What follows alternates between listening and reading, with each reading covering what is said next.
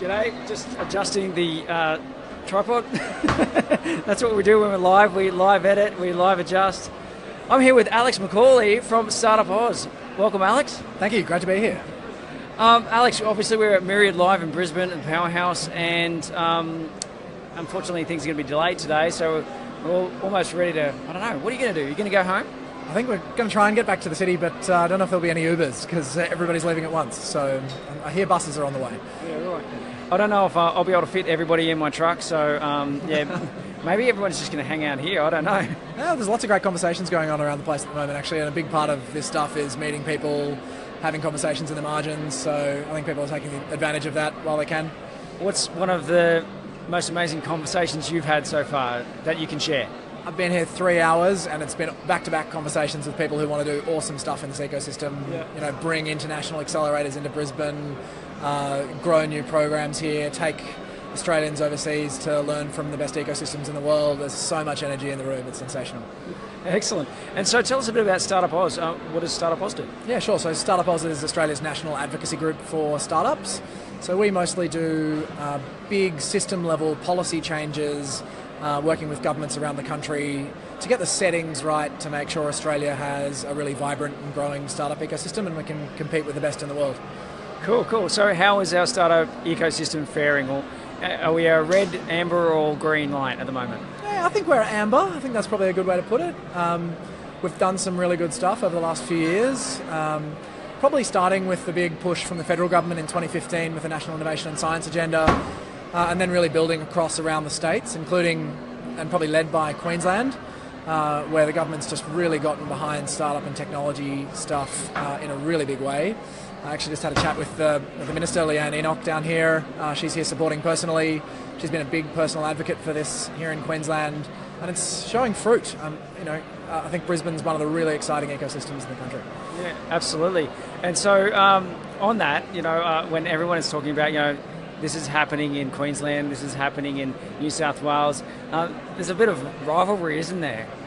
I think there's a bit of healthy rivalry, and I think it's useful in so much as it means that everybody pushes hard and strives to do well. I think all the people who are really serious about this stuff are playing for Team Australia, and that's where the bottom line is. We as a national ecosystem, and with each of our cities as sort of jewels in that crown, need to be competing on an international stage with the likes of Silicon Valley and Tel Aviv and London and Berlin and Singapore, and really,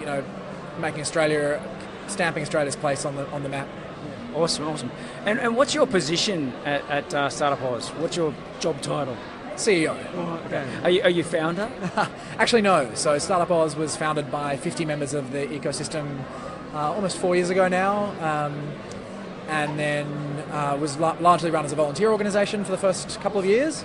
And I came on to help do policy advocacy work after I came back from a 3-year stint working with the federal government in Tel Aviv as a diplomat there. Right.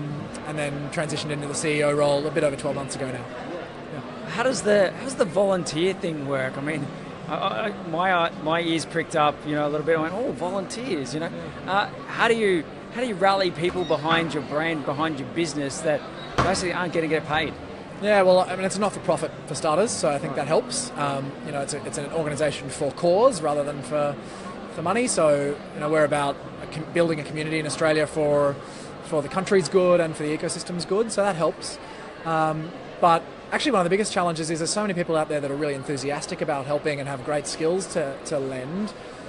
Just managing and actioning and getting the most out of the community can be really tough. So a big part of my job is figuring out how we can really leverage a lot of the enthusiasm and support that's out there into something that's really going to make a difference. Great. So total off track now. What do you do to basically keep your mind clear? How do you operate in the day-to-day life to get that work-life balance? Take the dog for a walk in the morning. I think it's really important to do dedicated leisure activities. I've really actually amped up my computer games playing, which I'd given up a few years ago and really got back into it. I bought a PlayStation and said, you're just going to sit down, get into it again and enjoy it. So no more walking the dog, or walk the dog in the morning. Make sure you have have something that's dedicated leisure in the evening, whether it's just a glass of wine and a book, or a nice dinner, or a PlayStation game or something to make sure that it's not all work all the time. And so you don't have kids to distract you then? I think that... No, I've got a Great Dane puppy, which, I mean, it's hard work, so... Yes, a Great Dane puppy would be. I hope you don't live in an apartment. Do you live No, we've got a little terrace, which is still smallish, but actually they make great house dogs, Great Danes. Only modest exercise, curl up nicely. We'll see how we go. That's what I'm told. Beautiful. And if I had to ask, where is your favourite beach in the world? Oh, I'd love to say a beach here in Queensland, but I'm a Bondi boy from Sydney. I was a surf lifesaver at Bondi Beach for a few years, so I got to say Bondi. I lived in Tel Aviv for a few years. They got some great beaches there too, and a lot of startups. But if you want the beach startup mix, Tel Aviv, Sydney, Brisbane, actually some great places on the Sunshine Coast, the Gold Coast, and in Byron Bay. So if you haven't checked out some startup hubs in those towns not so far from Brisbane, that is well worth a look. Man, we've really got it. You rattled off Tel Aviv as the only international place, and we had the rest. So that's fantastic. Well, no one does beaches like Australia. Beautiful.